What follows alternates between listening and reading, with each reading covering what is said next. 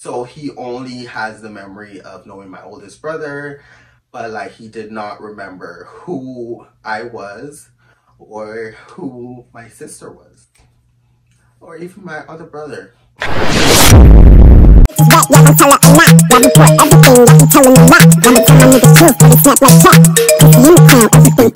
say my price ridiculous. I don't like them bitches, pussy tight and vicious. Hit them like Welcome back to my channel, you guys. Make sure you like, comment, and subscribe. Join the family. Without further ado, make sure you follow me at _PrinceSham on Instagram, and make sure you add me on Snapchat at PrinceSham7895. So now today we're back with another story time, and today I'm going to basically tell you guys about how I found out my father passed away. But without further ado, let's get into this story time. So today is February 19th, and today is basically my dad's birthday.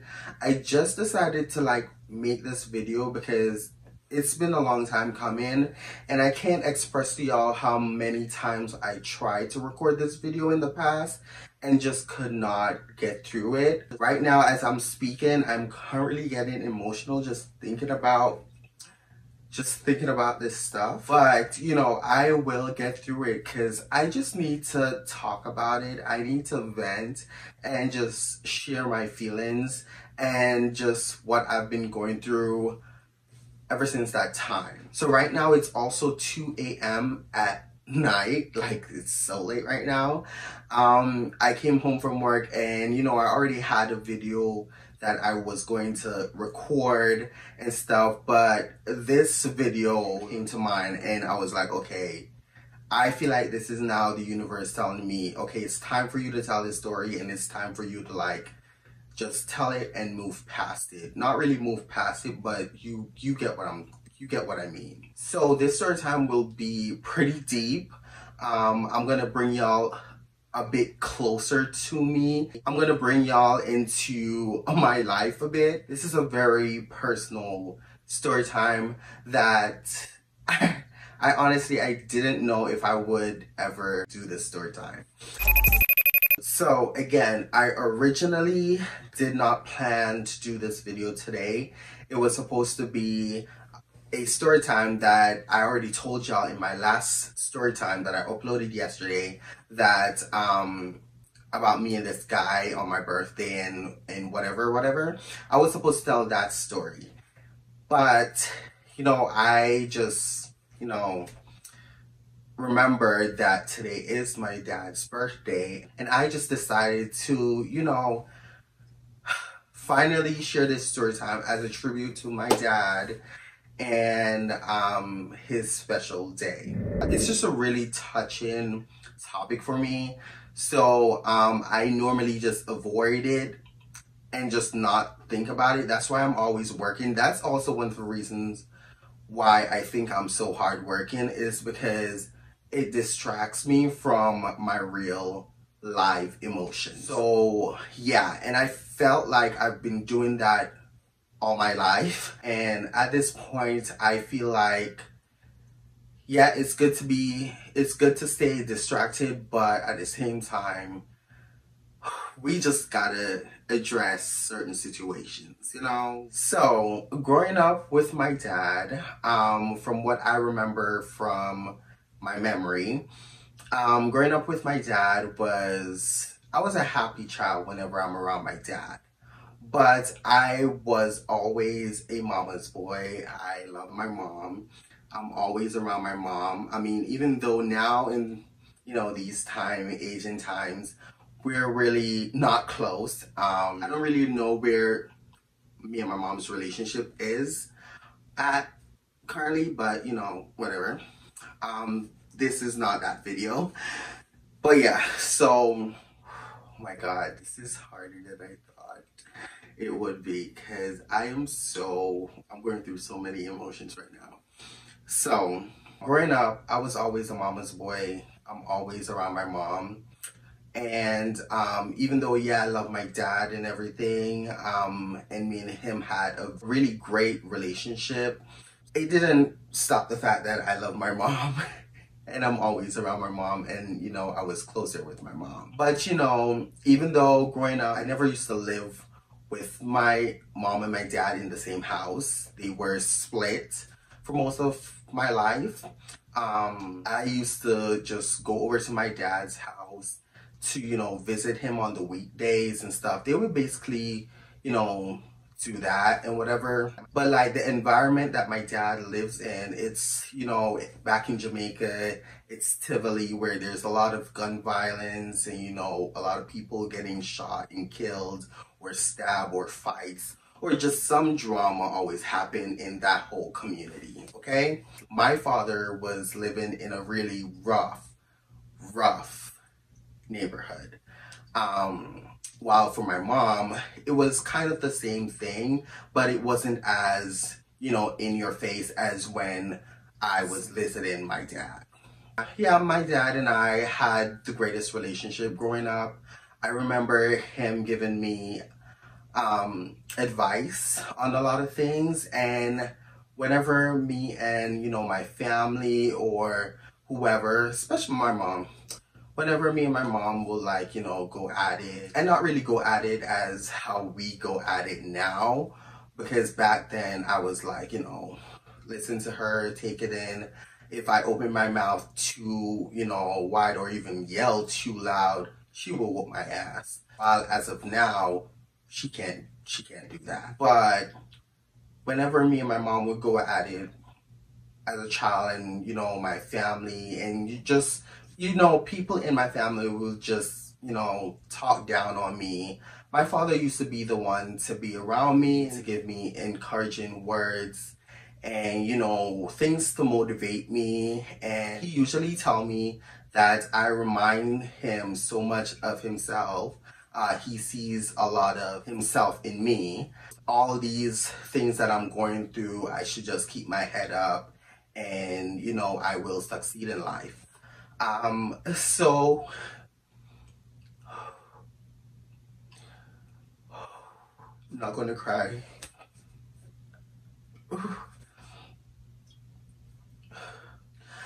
So even though he will give me encouraging words like that, oh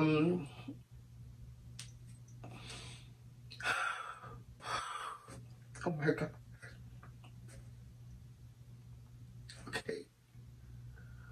Okay, I don't do this crying stuff. I can't. I need a minute, girl. My dad was always the one to encourage me, like I was saying, and the one that never gives up on me, the one that pushes me. He's just, from what I remember as a child growing up, he's just always a hands-on dad, at least to me. Now, my father had four of us. It was me. It was basically three boys and one girl. So I have a little sister, and I have an oldest brother and another brother that both him and I are the same age. Yeah, my dad was wild, okay? He had four different baby mamas, including my mom, and yeah, girl. So, yeah. Also, my father was a Christian man, like later on down in life when he finally settles down and started being, you know. But my father was a good man. Regardless, he had the heart of gold. Like, he wishes everyone well, he helps people, and he's always there when you need him. That was the type of person he was. He listens. He takes care of his kids. He took care of his kids. He loved all of us equally, even though I still to this day feel like I'm his favorite.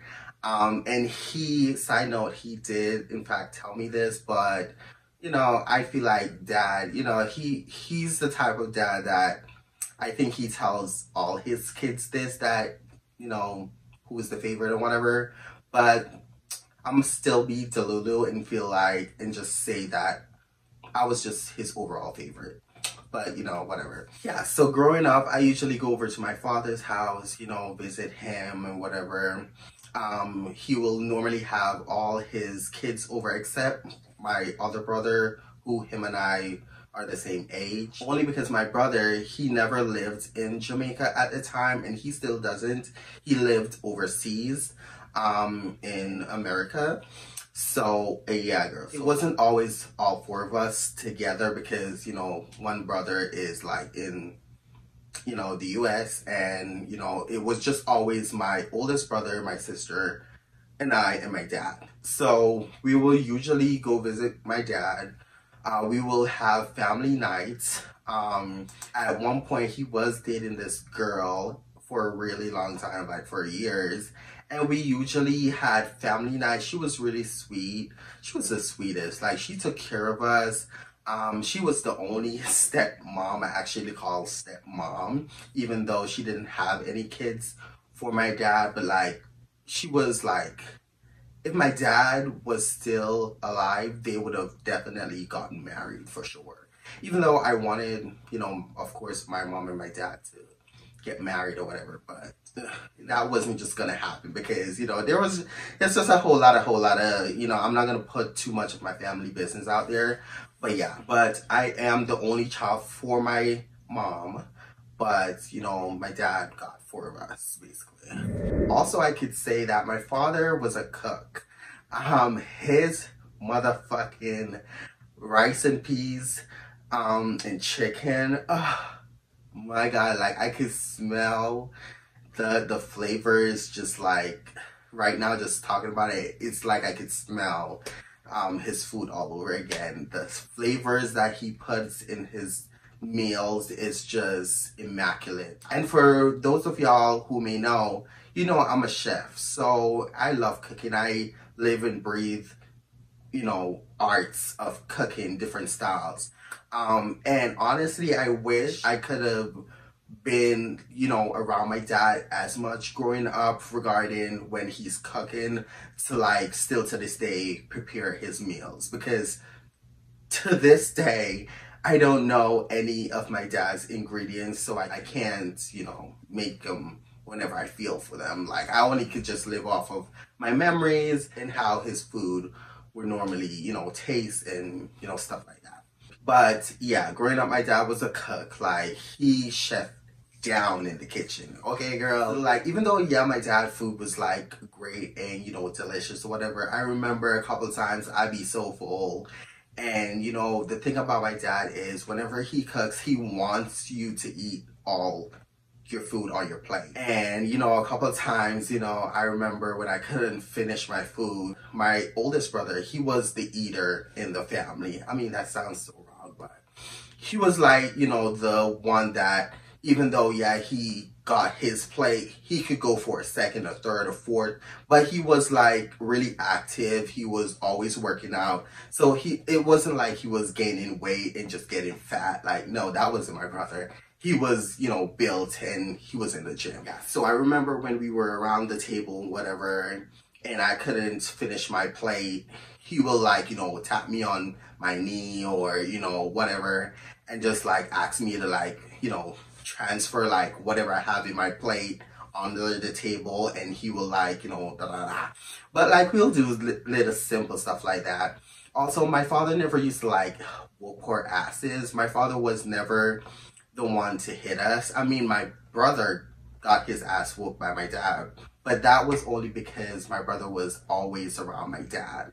While with my sister and I, we barely ever really go over to my dad's place because we're always with our moms. But growing up, my dad never used to hit us. He will punish us, you know, tell us to stay in our rooms and, you know, da da da, but like, he never hit us. My oldest brother would normally get the whooping, not us. And even if we did something wrong, he will get the whooping, not us. So, I mean, yeah, it sounds fucked up, but it's just the truth, girl. My dad is the type of dad that shows up to every single event that got to do with his kids, period. He's always around whenever we have special celebrations, birthdays, you know, graduations, just all that. And yeah, my dad was just an active dad. He was just always there. I'm not gonna cry again, girl. I can't. I need to get through with this story. So yeah, so he was always active and always around his kids. And like, I'm currently in like my office, girl, and I have this picture of him on the wall because that was his present when he passed away or whatever. He gave it to me, and I still have this picture. It's still to this day, girl. But yeah, I'm like telling this story, and I'm like looking up at his picture, and it's like really getting me emotional. So yeah, as time went by, my father eventually, you know, was slowly starting to get ill. And, you know, he was sick for a long time before it officially started showing. He had the Parkinson disease and a couple other things. I still have his death paper thingy that lists what was his cause of death. So I will probably insert it into this video so you guys could, you know, because I don't want to really talk about it. Honestly, I really don't. But yeah, Parkinson was one of the diseases that my dad had and was the reason for him to, like, you know, yeah. So as years passed by, you know, my dad had fallen ill. He was sick for a really long time, for years. I remember he came to my graduation. He was really sick, but he still made it. He still made it. He was really sick. Yeah, like he was really sick, but like he still made it, and all that. So, and that's the thing, like, even though I told y'all all about what my dad was growing up, it was even things like that. It just goes to show that he was, you know, a hands-on dad. Like, he was always there for us. He always shows up. You know, as, you know, time went by or whatever, he was getting sicker and sicker and sicker to the point where he got admitted in the hospital. He was in and out of the hospital and stuff. And at one point he was out of the hospital and he was like at his, you know, home.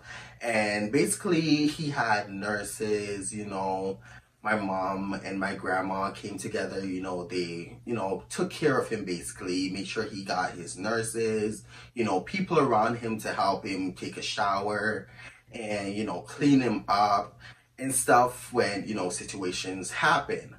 Because at one point he could not do anything for himself, and yeah, he just basically became a grown baby over time. And my grandma and my mom, you know, would send money, because at this point, around this time, I was 15 years old, by the way. Around this time, you know, my mom was overseas here in Canada. My grandma was in the Cayman Islands. And, you know, everyone was so far, but they were, you know, still pitching in and whatever. And my oldest brother, his mom, she will come over to the house, you know, help out as much as she can. My sister's mom, I don't know where that bitch be at. Like, she was never active. Like, I never see this woman show up. Even though, you know, my family could say a lot about my oldest brother, mom, but like at the end of the day, she was there. She showed up, even if she was like still trying to take from my dad when he was sick, according to what my family would say. But even though she was like quote unquote trying to take from a dead man, at least she showed up. My sister's mom never showed up. Like, she didn't even ask if my dad was doing okay. So, yeah, like, okay. So, yeah, so, you know, my dad was going through a lot. Like, he was going downhill, like on a speed. Like his health, like his physical health, and just everything just was just spiraling out of control. Like it was okay. I was so fucking depressed growing up. Like I was depressed overall before my father, you know, even gotten hit ill or whatever. But like it really got way worse once my dad, you know, gotten ill and he wasn't really around anymore because he can't. Everything just started going downhill from that whole thing for years now. And yeah, girl. Okay, yeah, it was just whatever. So yeah, my dad was going through a lot, and he was in a lot of pain. At one point he was getting a lot of bed sores because he could not, you know, physically turn himself unless someone's there to, like, you know, lift him up and turn him. He was just really going through it.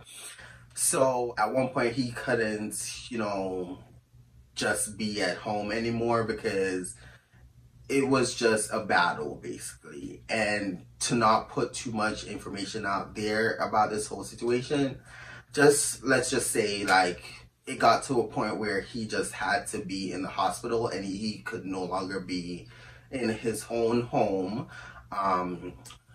to, you know, continue the process. So what had happened was, you know, they eventually brought him back to the hospital and they were treating him from the hospital and stuff like that. I think they put, like, in order for him to pee, because he couldn't get off the bed to, like, go pee or whatever, so they had to put a tube into his pee hole in order for him to piss. I don't really know how they do that even still to this day because I didn't do much research on it, but from what I heard, correct me if I'm wrong, but from what I heard, they basically had to cut the head of his private area and stick the tube up there and basically sew it back up in order for him to, like, pee and stuff. So that's what, you know, yeah. And for him to defecate, they basically put on a Pampers on him. They put Pampers on him and whatever, and in order for him to, you know, do his thing. After a while, you know, it was really getting to the point where he was really going downhill and he wasn't getting better. It had gotten to a point where, as he kept, you know, going downhill with his health and, you know, mental well-being and stuff, he literally transitioned from knowing my sister and I to not knowing who the hell we were. The only person he remembered was my oldest brother. And according to the doctors basically said that the only reason why he still got memory for my oldest brother is because my oldest brother used to live with him.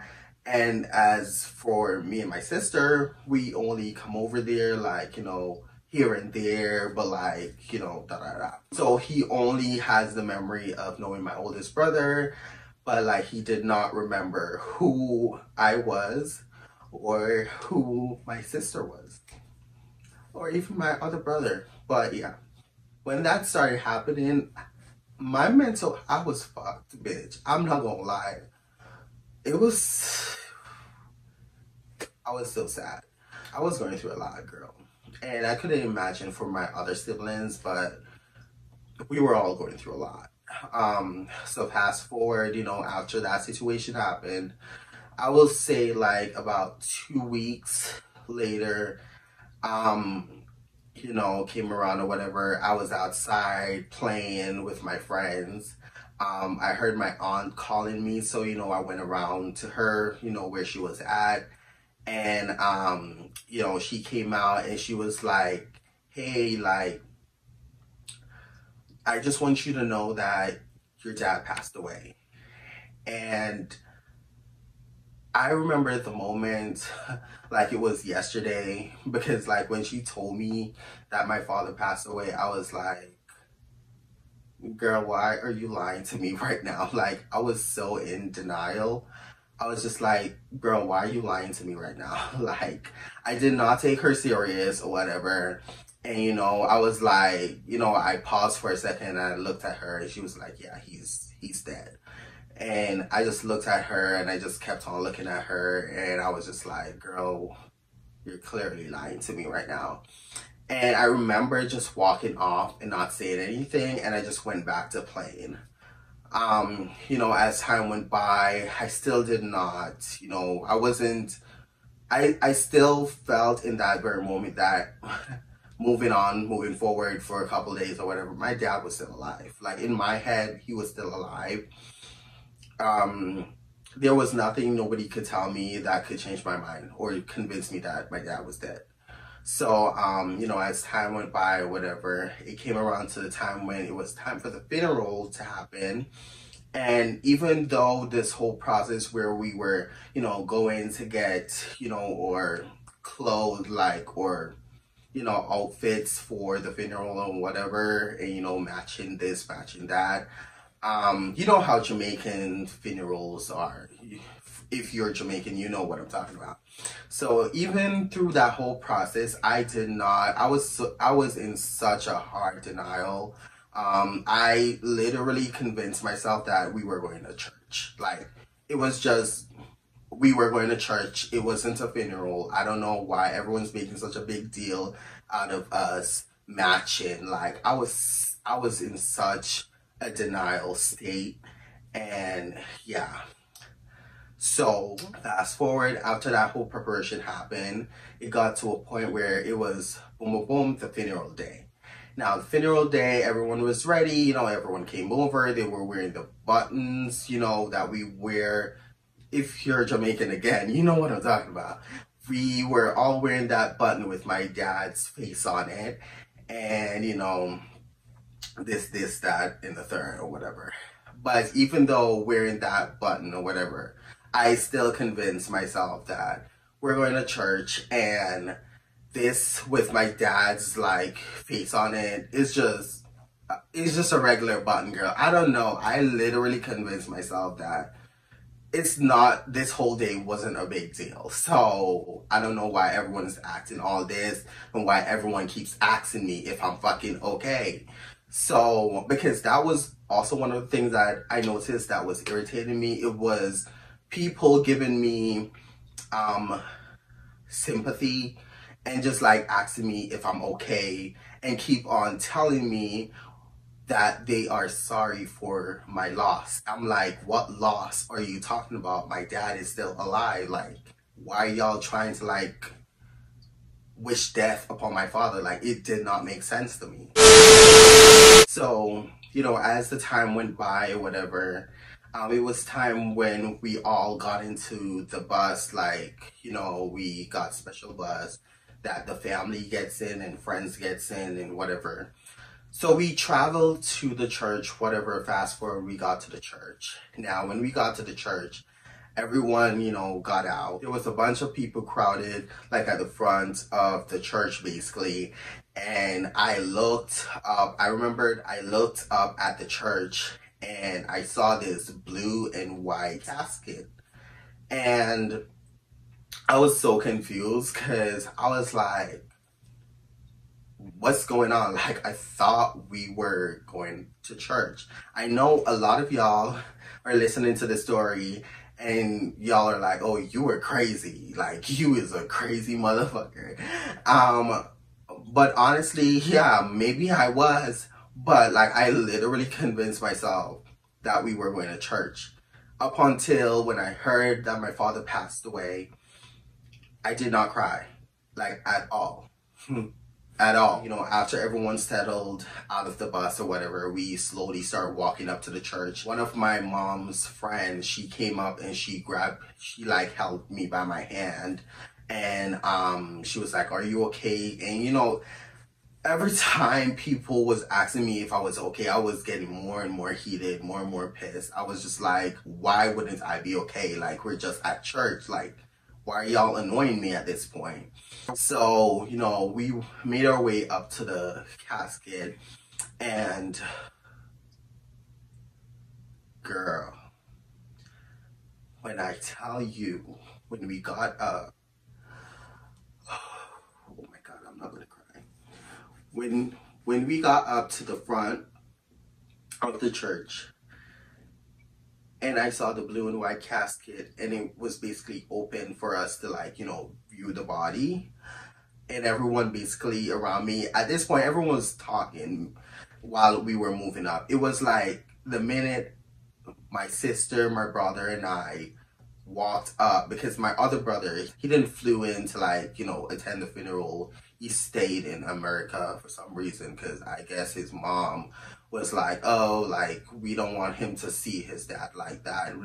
We want him to remember him the way he remembers him, and whatever, like some dumb shit. Anyways, I like that bitch get on my fucking nerves. Like my sister's mom and my, you know, other brother's mom, like they both are some stupid dumb bitches. Like I don't get it. Anyways, so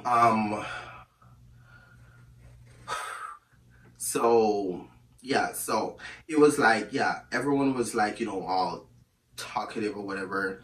And the minute me and my, you know, sister and my oldest brother walked up to the casket, it was like everyone got so silent.